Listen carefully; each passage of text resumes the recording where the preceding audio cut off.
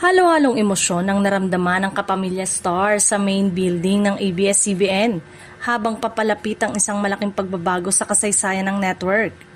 Ayon sa mga ulat, sa susunod na linggo ay isasara na ang naturang gusali bilang paghahanda ng demolition na nakatakdang simulan sa mga susunod na araw. Hindi maikakaila ang lungkot at panghihinayang ng maraming kapamilya sa nalalapit na pagkawala ng gusali. Naging tahanan ng napakaraming programa, artista at empleyado sa loob ng maraming taon.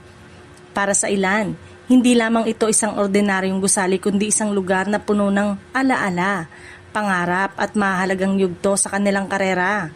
Sa main building naganap ang maraming kasaysayang sandali sa industriya ng telebisyon.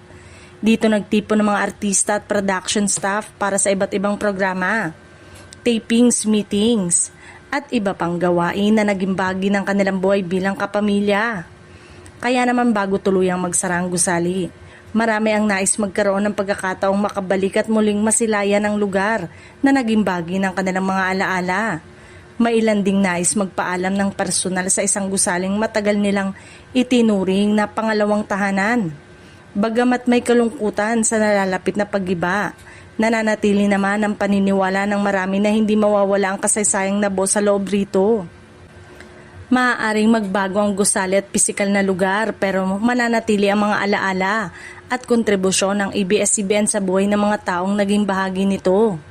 Sa huli, ang pagsasara at demolisyon ng main building ay maaaring maging pagtatapos ng isang kabanata, ngunit hindi nangangahulugang katapusan na rin ang kwento ng mga kapamilya.